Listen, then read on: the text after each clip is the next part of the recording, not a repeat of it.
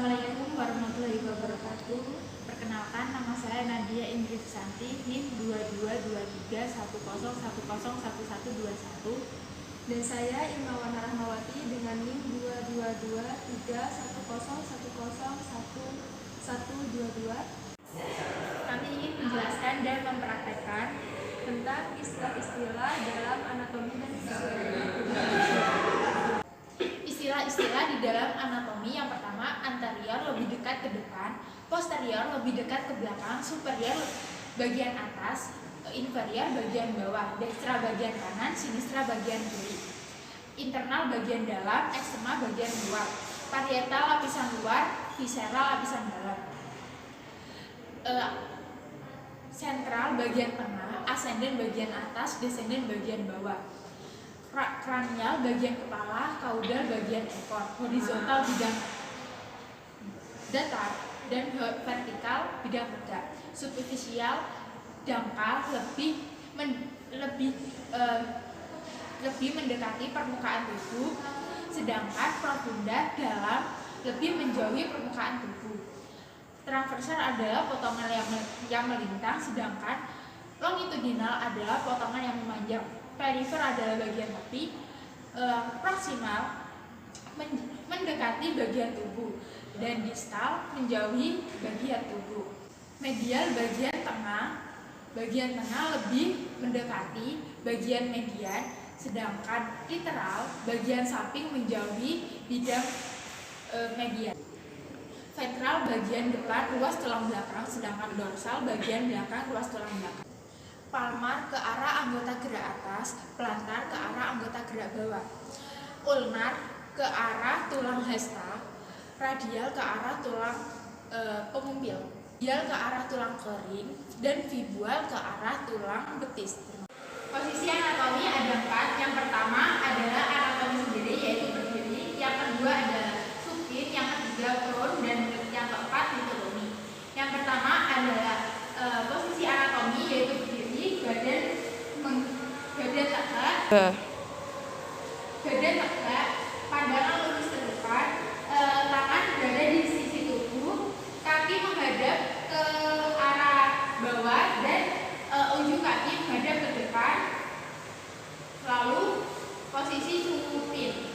3.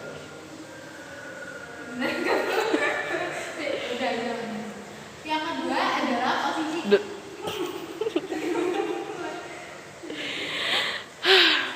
Yuk. Yang kedua adalah posisi supin.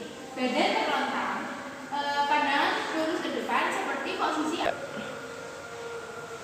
Yang kedua adalah posisi supin. Badan terlentang seperti ini, arah pandangan ke atas, tangan dan kaki seperti posisi anatomi. Yang ketiga adalah posisi prone. Badan bertelungkup seperti ini, wajah menghadap ke bawah dan punggung menghadap ke atas. Yang terakhir, ini adalah posisi litotomi, yaitu tangan seperti sayap, paha vertikal ke atas, dan betis menghadap ke horizontal. Lalu wajahnya menghadap ke atas, dan ini posisi untuk ibu melahirkan sepertinya. Iya, enggak sih? Tahu? Ini adalah posisi yang biasanya digunakan oleh pembidangan. Terima kasih. Kali ini saya akan menjelaskan arah gerakan pada anatomi. Yang pertama, fleksi. Fleksi adalah membengkokkan ke bagian tubuh, sedangkan ekstensi menjauhi bagian tubuh. Abduksio menjauhi bagian tubuh, sedangkan adduksio mendekati bagian tubuh. Rotasio adalah gerakan memutar sendi seperti ini. Lalu sirkumduksio gabungan antara fleksi, ekstensi, adduksio, dan abduksio. Elevasi adalah menaikkan seperti ini, dan depresi menurunkan seperti ini. Inversi memiringkan telapak kaki ke arah dalam, sedangkan eversi memiringkan telapak kaki ke arah luar seperti ini. Supinasi adalah gerakan menengadah tangan, sedangkan pronasi menelungkupkan tangan seperti ini. Endorotasi adalah pemutaran ke arah bagian dalam, sedangkan eksorotasi pemutaran ke arah luar seperti ini. Aksi sagital adalah pemotong bidang sagital dan transversal seperti memotong ini sampai sini. Dan memotong bagian frontal dengan bagian transversal seperti ini. Terus aksi longitudinal dari memotong dari atas sampai ke bawah. Bidang anatomi median, bagian yang mendekati bidang paramedian. Bidang median adalah bagian yang mendekati paramedian dan yang melalui aksis longitudinal dan aksis sagital. Bidang sagital adalah bagian bidang yang membelah area destra dan sinistra. Bidang koronal adalah bagian yang membagi posterior dan anterior. Bidang transversal adalah bagian yang membagi atas dan bawah. Dalam mendeskripsikan anatomi, maka ditetapkan bidang-bidang atau garis-garis sayap atau imaginer sebagai berikut. Yang pertama yaitu garis sagital atau garis tengah, merupakan garis yang melintas secara vertikal menembus bagian tengah tubuh dari bagian atas kepala hingga bagian bawah di antara kaki, membagi tubuh menjadi dua sisi yaitu kanan dan kiri. Kemudian pembelahan sagital. Pembelahan sagital adalah pembelahan yang membagi tubuh menjadi bagian kanan dan kiri sejajar dengan garis tengah. Kemudian pembelahan horizontal. Pembelahan horizontal membagi tubuh menjadi bagian superior atau bagian atas dan bagian inferior atau bagian bawah. Kemudian pembelahan koronal. Pembelahan koronal membagi tubuh menjadi bagian anterior atau bagian depan dan bagian posterior atau bagian belakang. Kemudian istilah-istilah dalam anatomi berdasarkan posisi anatomi. Yang pertama yaitu anterior, lebih dekat ke depan, contohnya lambung terletak anterior terhadap limpa. Kemudian posterior, lebih dekat ke belakang. Superior, lebih dekat ke atas. Inferior, lebih dekat ke bawah. Ventral, bagian depan ruas tulang belakang. Dorsal, bagian belakang ruas tulang belakang. Horizontal, posisi datar. Vertikal, posisi tegak. Internal adalah bagian dalam. Eksternal merupakan bagian luar. Dextra merupakan bagian kanan. Sinistra merupakan bagian kiri. Distal merupakan bagian yang lebih jauh atau menjauhi batang tubuh. Sedangkan proksimal merupakan bagian yang lebih dekat atau mendekati batang tubuh. Sentral merupakan bagian tengah. Kemudian perifer merupakan bagian pinggir atau bagian tepi. Medial merupakan bagian yang mendekati bidang median. Lateral merupakan bagian yang menjauhi bidang median. Kemudian kranial adalah bagian kepala. Kaudal adalah bagian ekor. Kemudian transversal adalah potongan melintang. Longitudinal adalah potongan memanjang. Kemudian ascendent merupakan bagian naik. Descendent merupakan bagian turun. Palmar atau palmaris manus merupakan bagian anggota gerak atas. Plantar atau plantar pedis merupakan bagian anggota gerak bawah. Ulnar merupakan bagian yang lebih dekat ke tulang hasta. Radial atau radial merupakan bagian yang lebih dekat ke tulang pengumpil. Kemudian tibial atau tibia, bagian yang lebih dekat ke tulang kering. Kemudian fibular atau fibula merupakan bagian yang lebih dekat ke tulang betis. Kemudian parietal yaitu lapisan luar. Visceral merupakan lapisan dalam. Profunda merupakan bagian dalam atau yang menjauhi permukaan, sedangkan superficial merupakan bagian yang dangkal atau mendekati. Kemudian istilah-istilah untuk bagian tubuh yang menonjol. Yang pertama yaitu prosesus, yaitu nama umum taju atau tonjolan. Kemudian spina, yaitu taju yang tajam seperti duri. Kemudian tuber, yaitu tonjolan bulat. Tuberculum adalah tonjolan bulat kecil. Dan crista merupakan gerigi. Kemudian pecten merupakan bagian pinggir yang menonjol.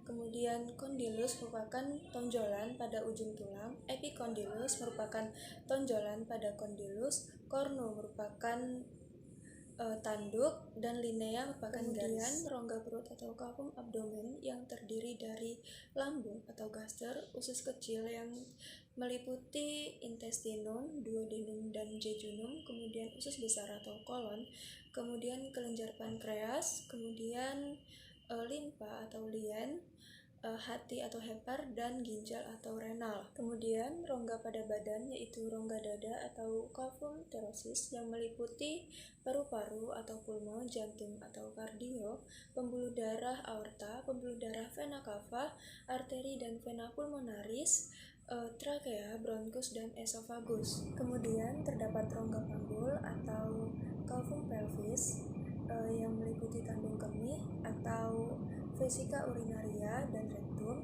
Pada laki-laki terdapat kelenjar prostat, pada perempuan terdapat rahim atau uterus dan indung telur atau ovarium. Di sini saya akan menjelaskan mengenai arah gerakan dalam anatomi dan fisiologi. Pertama, arah gerakan fleksi. Arah gerakan fleksi adalah gerakan menekuk atau melipat sendi, sedangkan gerakan eksistensial adalah gerakan meluruskan sendi.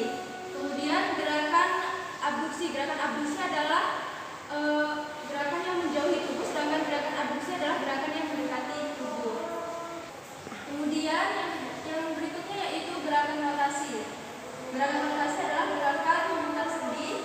Kemudian gerakan sirkumfleksio. Gerakan sirkumfleksio adalah penggabungan dari gerakan fleksi, ekstensi, abduksi, dan aduksi. Kemudian yaitu gerakan elevasi dan depresi. Gerakan elevasi merupakan gerakan mengangkat, sedangkan gerakan depresi merupakan gerakan menggantungkan. Selanjutnya yaitu gerakan inversi dan eversi. Gerakan inversi merupakan gerakan memiringkan telapak kaki ke bagian dalam, sedangkan gerakan eversi merupakan gerakan memiringkan telapak kaki ke bagian luar. Yang berikutnya yaitu gerakan supinasi dan gerakan pronasi. Gerakan supinasi merupakan gerakan menengadahkan tangan, sedangkan gerakan pronasi merupakan gerakan menumpukan tangan. Selanjutnya yaitu gerakan endorotasi dan eksorotasi. Gerakan endorotasi merupakan gerakan rotasi ke dalam, sedangkan gerakan eksorotasi merupakan gerakan rotasi keluar. Selanjutnya yaitu aksis sagital. Aksis sagital adalah garis yang memotong bidang sagital dengan bidang transversal. Garisnya seperti ini. Kemudian aksis transversal. Aksis transversal adalah garis yang memotong bidang gerak frontal dengan bidang gerak transversal. Kemudian selanjutnya yaitu aksis longitudinal. Aksis longitudinal adalah aksis yang memotong bidang gerak median dengan bidang gerak frontal dari atas sampai bawah. Kemudian posisi anatomi. Posisi anatomi dibagi menjadi 4, yaitu yang pertama adalah posisi anatomi itu sendiri, yaitu berdiri. Posisi anatomi tubuh berdiri tegak dengan mata menghadap lurus ke depan dan telapak tangan berada pada sisi-sisi tubuh. Ujung kaki lurus ke depan dengan tukai kaki lurus sempurna. Kemudian yang kedua yaitu posisi supin. Posisi supin merupakan posisi telentang dengan wajah menghadap ke atas dan posisi tubuh sama seperti posisi anatomi. Yang membedakan adalah pada posisi supin tubuh berada pada posisi horizontal. Yang ketiga yaitu posisi prone. Pada posisi prone tubuh menghadap ke punggung menghadap ke atas, kemudian wajah menghadap ke bawah dengan posisi horizontal. Kemudian yang keempat yaitu posisi likotomi. Pada posisi likotomi tubuh menghadap ke atas, tangan direntangkan membentuk sayap, paha lurus vertikal, sedangkan betis lurus horizontal. Pada posisi ini biasanya digunakan pada prosedur kebidanan. Kemudian bidang median. Bidang median adalah bidang yang melalui aksis longitudinal dan aksis sagital. Berikutnya yaitu bidang sagital. Bidang sagital adalah bidang yang sejajar dengan aksis longitudinal.